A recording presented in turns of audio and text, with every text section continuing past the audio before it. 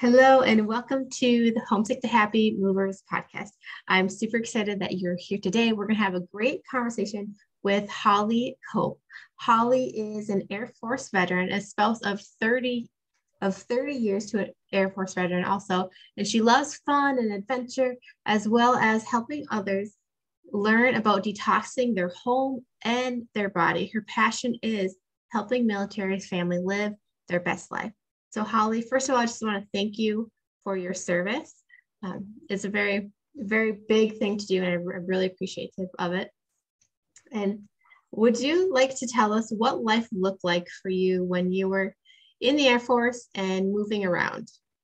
Sure thing. Thank you so much for the opportunity to be here too. I really appreciate it. My husband and I loved every minute of Air Force life. There were struggles at times, but the adventure of it, of moving around, and we were privileged to have now friends in every corner of the globe. We both love the camaraderie and the honor and the respect that the military world brings to your life. And the lifestyle offers made for lifelong friends. Like I have friends I can connect with in the moment, make a phone call, and it's just right where we left off. Having lived overseas for a few times, it really drills down how blessed we are to live in a country with such freedoms that most others in the world have no access to. So yes, we're very blessed. Yes. Yeah, that's awesome. So how often did you move while you're in the Air Force? We were working with fighter jets. So the mission required, we moved about every 4 to 5 years, packing up, and we embraced the exploration of it though, of the new locations, the new cultures. We've experienced over 25 countries in all of our little excursions around the world. And our children's lives, I think, were enriched by all of this, learning firsthand how other countries live, how other cultures live, and all the experiences of what the world has to offer, the foods and the sights and the sounds and all of that. One of our sons was shocked when we did return back to the United States, and he went to school and his friends had never left their hometown. Mm-hmm. And he just thought that was the oddest thing because we had traveled the world. So yeah, it's very enriching. Like you just can't fathom until you go there and see it and do it. Yeah, that's awesome. So what do you think helped you and your family adjust so well to your new areas? I think it's preparation on the front end. Before we would leave for a new location, whether it was stateside or out of the country, I would go on and the kids would go with me, and we'd make an adventure of it, of learning everything we could about that location, what the foods were, everything we wanted to try, all the little excursions we wanted to experience. We would make cheat sheets of the languages if it was a country that didn't speak our language. Most of them do, so don't let that deter you. I wish we had had social media, because back in the early days, there were no computers yet. So that was a challenge, but again, you just get over it. I made it a point at my new locations to join spouse groups or to join mom groups or to get involved with clubs that interested me so that I could make a collection of friends at every base. And now I have friends around the world. I can go anywhere I want and have a friend. Yeah, that's awesome. So it sounded like you're really able to build that excitement for your family even before you got there. Exactly. That is crucial, to get the kids motivated so that they see it as an adventure, because they don't know. They're children. They've never experienced it, so they don't know what's ahead. And they rely on our guidance. So if you make it positive, they think it's positive. Yes. Yeah. And I feel like that is such an important point for parents to hear, is that they are the leader in this entire transition. Yes. Yeah. So did you ever find yourself wanting to stay and not like venture off into your new location? Not really, I guess, because I did keep a positive attitude about it. I was terrified to go to Germany, and it was all imagined, because once we got there and we lived in the culture, we lived in a little village. There was, nothing much around. We weren't on the Air Force base. So that was a little intimidating for me and my children. And we didn't speak their language, so that was even more scary. But again, it was all imagined because I made my cheat sheets of the language that I needed to know, how to count my money and how to say certain phrases. And once we got there, our kids assimilated in their schools. They learned German and they were able to speak. And they picked it up very, very quickly, more quickly than I did. But also the fact of everywhere we went over there, the food was amazing. The people were just so kind and generous in Germany. Yes, it snowed a lot, and I'm from South Louisiana and I lived in Florida most of my life, but I was scared of the cold. But again, it was so gorgeous that you don't know what you don't know. So just to go there with an open mind that it was meant to be and you're gonna learn something, it's remarkable. Mm-hmm. Yeah. Yeah. I love that you don't know what you don't know. And sometimes we can build these fears or build all like these stories of like, well, what if my kids don't thrive, or what if I'm making the wrong choice? And I feel like it really comes down to a mental game and keeping mentally strong. Do you have any tips for that, for just keeping mentally strong during a move? So again, we loved every minute. And I think the mentality of it is getting your children involved, keeping the positive mindset, doing the work on the front end to make the transition easier. And it's, how do I put it? You're going to experience life like most people can't experience life. You're going to form those relationships and learn the things. You're going to grow and mature. And the positive attitude, what we focus on is what we create. So if you're focused on the negativity, then you're going to get the negativity.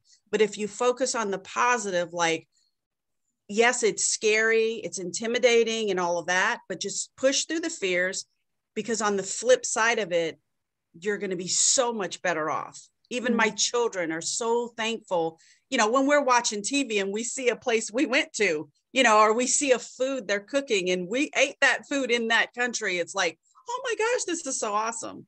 Yeah. So, yeah. That's really cool. So like you also have a passion of helping people detox their homes and their bodies. And what are some ways that movers can make sure that they are detoxing? Well, that's the critical part, because any move, whether it's military or not, and the unknowns of all of that and the hiccups along the way, we've had several adventures where it didn't go as planned and all of our plans got changed at the last minute. So you just have to pivot and make the best of it. It's stressful emotionally, physically, mentally. It's very important to keep moving, because when we move, even if it's just a little 15 or 30-minute walk a day to get out and clear your mind, that movement helps your body release some of that stress and release some of the toxins that build up from the stress and the unknown. And you're eating out, you're eating in different places, you're eating at different times. All of that is very stressful on your body. So moving helps to detox yourself. And then water. I'm Cajun. It's water. drink, because your body, your brain itself is about 83% water. So you need to feed your brain to keep your mental status going. And then your body, your skin, everything is so dependent to be hydrated. It's even our second grade teacher for my kids gave everybody a bottle of water every day to keep their mental acuity strong. And then, like I said, I've partnered with a company that has these clean ingredient products, all organic. And I wish I'd have had it when we were moving around. And now I wish it for every single military family, because again, it fills your body with goodness and it detoxes at the same time to give you that strength and that stamina and that energy to just keep going during the longest days. So it's remarkable. Yeah. And I love how like some of those tips are for everybody. Well, all of your tips are for everybody, but like we can all step outside and walk, like, and just get some fresh air, step outside and spend some time outside. And that's something that's accessible no matter if you're, up north in the cold or down south in the warm. Like you can still get out for 10 minutes, and water is Yeah, very, very Crucial, important. crucial. And I even tell my families too, is even if you can't get outside, if you have little ones and you can't just pack them all up and go, like if you're one to sit and watch TV, every commercial, get up and walk through every room of your house and come back and sit down. Even if it's 5 minutes, it's moving, it's releasing that toxicity from your cells and your tissues. And just that little brief spurt of energy boost will help carry you through the next hour. Yes. Yeah, that's awesome. Um, and so as we were chatting before, you mentioned like that you do have like this passion for helping military families live their best life. Could you share with the listeners what that looks like? Well, having lived the military life again for over 30 years, and I was a key spouse. If you're familiar with that, that's a spouse that helps the other spouses not make the same mistakes we made. I did that for over 20 years. And it's where my heart is to help them live their best life and not have the struggles or as many struggles that are presented during this. There are numerous resources available, both on the base, in the community, even at your workplaces. There's counseling, there's online, there's all these resources, and you need to really utilize it. Being a military spouse, my military member did not always bring home the information that I needed for myself or my children or things that were going on, sometimes on purpose and sometimes not. So it just depends. But you just really need to get involved, educate. That's what I want. I want to inform the spouses, the families of the possibilities that are out there, the outlook that's out there, to educate on all these resources that are available at your fingertips. Sometimes it's just as click a button and you've got the resources and you could do it on your own time. And then to empower you to be independent, because when the military spouse is strong at home and independent and can take care of things, then the military member can focus on the mission. And then when they come back together from deployments or temporary duties, when they come back together, it's so much more enjoyable than trying to catch up on all the dread that happened, because dread will happen. Anything in our lives can happen on any given day, whether military or not. So being strong and empowered and independent with resources that you can utilize for yourself or to help a friend. You never know when a friend will be in crisis and you can come to their aid and help them. So that's where my heart and my passion is just to serve and to help people be better than they were yesterday and live their best life with stamina and energy. Yes, that's amazing. Yeah. So one thing that you stated is teaching people about the resources in the community. What types of resources do you usually point people to? For Air Force, there's an Airman and Family Readiness Center.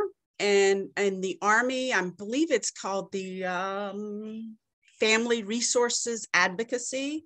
But every military base has a family center where you can go, and there's information for the locations you're going to. If you go to a library, a military library, you get access to like every single military article on the internet. Like any books, any CDs, anything, you have access to just by getting a code from the library. In the community, numerous companies have free scholarships. All the commissary stores on base have free scholarships for the children. Churches have free scholarships. The commissary, the chiefs group, the spouses groups, all have scholarships to help your children go to college or technical school. They have free, in my CAA is a free scholarship for spouses because we move every 4 years. There's education to learn about portable jobs that you can take with you from base to base. So there's a lot. There's a lot. Yeah, that's awesome. So for people who are just getting ready to make their first move, so people who haven't moved a lot, what advice do you have for them? My best advice is keep an open mind. Your brain is very positive and thoughts become things. So if you think that it's going to be good and it's going to be great and you're going to meet new people and have new experiences, that's where your brain will go and that's what you will bring to your life. Focusing on the dread does no one good. It just brings you down and puts you in a mental crisis that you don't want to be there. Don't stress yourself out about what you're losing, what you're leaving behind, because consider what you're gaining. You're gaining lifelong friends in every corner of the globe that you can go. Still to this day, I have friends I met in basic training 35 years ago that I can pick up the phone and we're best friends and we pick up where we left off. I can go to pretty much any state and visit a friend and go to dinner and just pick up and laugh about old times. You will mature through this experience of moving around and learning and picking up different cultures. You get different recipes. You share life with other people. And I think that's vital to our health and wellness, is sharing our experiences with others versus being isolated. We all learned from the pandemic, isolation is not a good thing. And those lifelong relationships at every base, it's just keep it positive. And yeah, and if you can't, then find a friend, because if you don't have it, create it. When we were in Germany, we created a group called Spouse to Spouse. And we invited anyone to come and join and just talk and have coffee and donuts or whatever. And one woman had never left her house in 6 months because she was fearful because she didn't know anyone. 6 months in country and she'd never left her house. My heart broke for her. We hooked her up and she found out the lady sitting by her was a lot in common. And after that, they traveled Europe together, because in Europe, you can go anywhere you want for about $30 on a plane ride. They traveled Europe together. So you don't close off the world because of fear. Embrace it, because you will come out so much better on the other end. You'll love it. Oh my gosh, that's so much value in your words right there. So much value. Thank you. So how can the listeners connect with you? I'm pretty simple. I do Facebook and email. I don't do all the other stuff. Facebook is Holly D. Cope, Holly, D is in Delta, and Cope, COPE. If you want to call and talk to me about it, about learning where to get the resources, or I have a lot of resources held in my computer bank, it's 801-781-0080. My email is hollycope and the number 1 @gmail.com. And I have a link. I'll post it, or I'll send you my link to my business if anyone's interested in, again, supporting your body from the front end versus chasing symptoms on the late end, and giving you that stamina and energy. And for those who wish, they can do this as a side stream income. That's what I think I wish the most, is I would have had a more secure side stream income while we were active duty, because military is known to not get paid a lot of money, and having that extra income to help my family do the exploring or pay the bills or whatever, get out of debt or give to charity if you want, get your kids in all the little activities that you want. It's such an opportunity, and it's so portable. That's another bonus of it. It's very portable. Awesome. But thank you. Thank you so much for coming on the podcast and chatting with me. It was a great conversation. Yes, thank you so much. I wish you wellness.